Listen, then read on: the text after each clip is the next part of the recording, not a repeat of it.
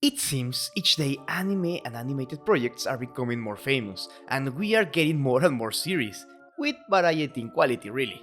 But no matter what, we all can be sure that the fight scenes are gonna be a f***ing adrenaline rush.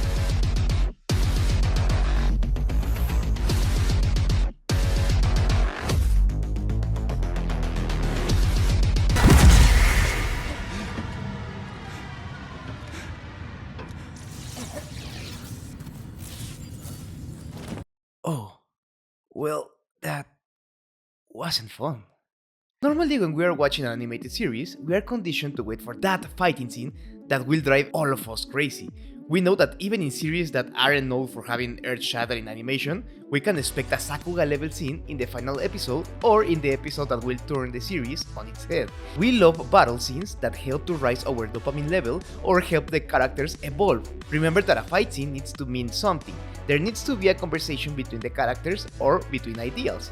It's always awesome to see these choreographed dances that takes a lot of fucking work to build. When they flow as intended, they can make or break a series in today's age. What? You don't believe me? Okay, watch this. Boom! Jujutsu Kaisen. This series is... how would I put it? I find it boring. I don't like it. And I think this series is really romanticized because of how people feel while watching it. It is a really well animated series. It has one of, if not the best animated action sequences in all of anime. It truly is a work of art when it comes to its production, and everyone loves it.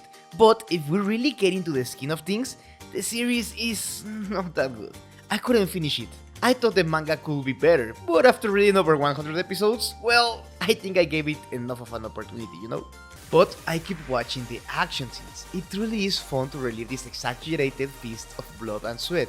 The same way, watching this fight is cathartic and awesome. Or this one. Oh, so fucking fun. Look at Gohan vs Cell. It's iconic as fuck. And it's so fucking fun to relive this. These series are built upon their fighting scenes. It's what drives our characters. Being hunters, or being some other kind of hunters, being ninjas, being heroes, paranormal hunters, or literally alien martial artists.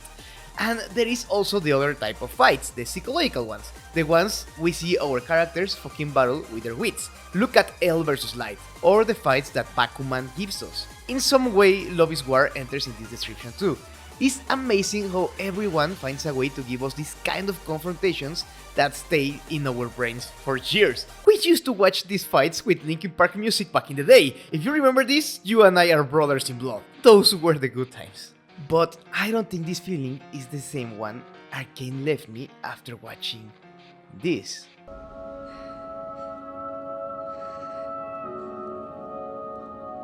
Most of the series we watch are built upon the concept of fighting. We expect to watch someone getting the shit beaten out of them at some point. One Piece is literally about pirates conquering land. Hunter x Hunter is an exam where they beat the shit out of each other. But Arcane is nothing like that. We expect fights because how all other action series have conditioned us to expect them. But this series is a cautionary tale. One of the main themes of the whole fucking series is how war causes scars that never heal, and no one comes victorious after one. Bai, Jinx, and Mel are literally kids that were born in a war, and they know how much damage it can make physical and emotional. The difference between them is how Bander really tried to teach Bai how war is never the answer, but she didn't learn. She is exactly like Silco's goons. Imperfect characters are more human, and Bai is nowhere near being perfect. And Mel learned her lesson despite her tutor. She knows war is bad because of how war-focused her mother was, and she tries to avoid war no matter what. And Jace learned the lesson Mel tried to teach him after a harsh reality check. Silco, Bander, and Mel understood that you could lose in a war. They have war scars. But while they already lived through it, our main characters haven't personally. They lost their family in war, but they weren't part of it. So we gotta learn with them. And that takes us to this.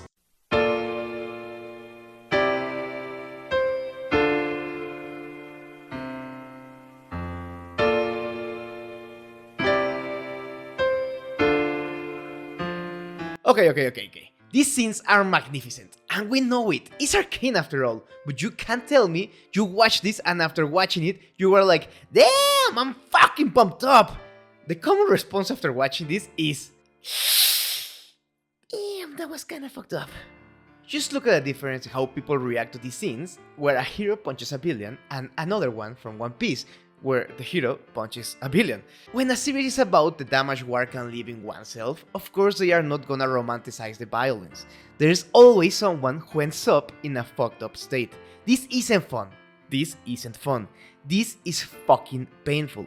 I don't wanna watch Jinx suffer this much. I don't want Vander, our role model, to end up being a fucking monster. I don't want to watch Vi getting destroyed again and again and again and again. Thanks to the character acting and sound design, the punches feel so fucking real. They are not over-exaggerated or out of this world. They are real. They have weight behind them and it's fucking painful. There is one fight that breaks all of these rules of the shit being ruthless. It tries so hard to give us a cool show of action and colors, and you know how that ends. After everything that happened in this series, we get our first Hextech weapons showcase. We are watching Vi and Jace finally use their signature weapons we use in the game. So we are pumped, the music keeps rising, we see a lot of awesome impact frames and color, it's hypnotizing us, we can't believe this shit, we are having the time of our life. But then, when we have our defenses lowered,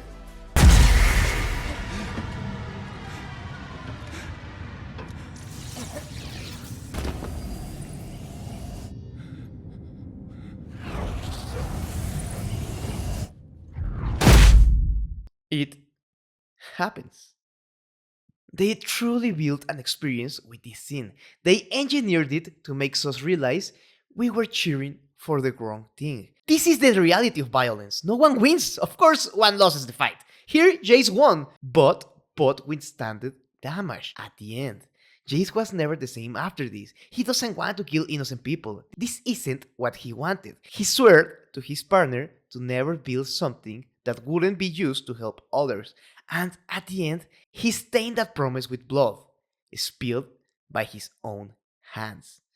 Vi learns nothing, and she tries to get rid of this feeling, trying to make herself believe she's right by fighting and fighting, but fighting only helps distance herself more and more from her sister. This violence is what makes Jace realize giving Silco what he wants isn't that bad.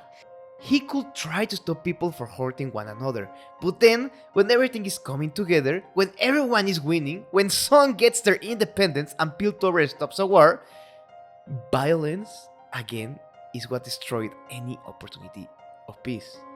This is an action scene, and it is painful. We don't want this to happen. We don't want any of this. A little action of violence took everything away from Jinx, and Jinx, with another act of violence, is gonna take everything away from everyone else. The boy savior had the win in the battle against the girl he loved, a terrorist who killed a lot of innocent people from everywhere, from Sun, from Piltover, Firelights. She is, in any definition of the word, a villain. But we follow her in the story, we know her, we love her, we know she's like this because of the results of violence and war, and instead of closing the cycle, they are participating in it. Let's compare this scene to one from One Piece. Spoilers for Wano. Okay?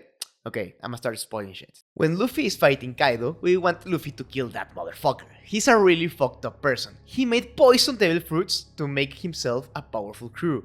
And the ones that doesn't work make the rest of his crew look like Teletubby rejects. And then a guy that works for him feeds the leftovers to the people of the country, so they can't stop laughing, so he doesn't have to hear them cry and shout for help because they are dying from hunger. That's pretty fucked up. But even with all of this shit going on, Kaido has people working for him. They follow him, they trust him with their lives. They believe Kaido should be the king of the pirates. They look at him as a captain, a leader that deserves their respect. King is about to put his life on the line even though he could be one of the last Seraphins, because he believes in the ideals of his captain, and he is up to the task of killing Zoro so Kaido can become the pirate king. So when we see Zoro destroy the shit out of King, and we see Luffy become his strongest form yet and toy with Kaido, We are having a lot of fun, we cheer, and we scream to the TV, "That's my fucking Capitan and Vice Capitan, let's fucking go! Get those fuckers!" And we cheer when they win. We even cheer when Kaido might be dead. We see the backstory of Kaido and King. He saved him from slavery, mind you, from being a mere science experiment. And we of course know Luffy and Zoro, we know everything about the people putting their lives on the line. And we still get hyped and cheer. We know both sides have ideals. They think they are doing the correct thing, and we know them. They might be the antagonists, but we follow their story too, because Oda knows how to fucking write. But in the bridge fight scene from Arcane, we smile when we see the amazing scene of Echo and Jinx battling, like when they were kids. It's beautiful to see how they interacted when everything was simpler. They were just kids in a world where they didn't know how it worked. And then we are hit with the reality that they are still kids, that still doesn't know how the world works. Nobody teach them, and they think violence is the answer because it's the only thing they know since they were those little dumbass kids. But now, their actions have consequences. The life of someone else is in their hands, the life of a friend, or even more than that. We don't cheer or get hyped, everything comes to a stop. We share that silence with them. It's brutal, it's raw. That moment is real. It's not a Kamehameha or a fucking rock paper scissors shit, nor a notebook that kills people. It's a wrench, made of hard steel, breaking the teeth of a character we love. It's the fist of her first crush spilling her blood with a powerful punch. It's two human beings realizing they are fucking lost. They don't know what made them reach that point. And then, Jinx finished the scene with more violence. Like I said, Jinx is a villain. She's like Kaido. She had made a lot of people suffer by taking loved ones from them. Just before this fight, she killed a lot of people. One of them a piece of shit, but he was a father. Not even Silco killed him or her daughter. Just listen to what Jay says here. We've been talking about talking for weeks now. They're still cleaning the blood off the bridge. When do we say enough is enough? Motherfucker, every action they make is real. They have consequences. She is supposed to be beaten in any other story, as we cheer her downfall. But we are in shock. This is fucking uncomfortable. And that's okay. Sometimes art makes you feel different ways. It might make you uncomfortable. It might make you get scared. It might make you cry. Or it might even make you cringe. It's awesome when art takes you in this journey, and they make you feel what you are supposed to. And I think in a series where war is the main enemy, making you feel uncomfortable in the presence of violence is fitting. Before finishing, I want to talk about one amazing scene in this fucking masterpiece of a series that is going to haunt me for the rest of my life. Before the war starts, Jace is having a meeting where he's telling everyone they are about to engage in a losing fight. So he asks for the help of the people, but he understands if they want to run away. After all, he can't ensure their safety. And we see a lot of people fleeing the city, a lot of people ready to leave everything behind, from Piltover to Sun. But we see families saying goodbye to their relatives that are going to be given a hand in the war. We see fathers leaving their childs. We see commoners that have been treated like garbage by Piltover taking a stand in defending both their cities. And we see a little lonely pianist having his last performance by his own.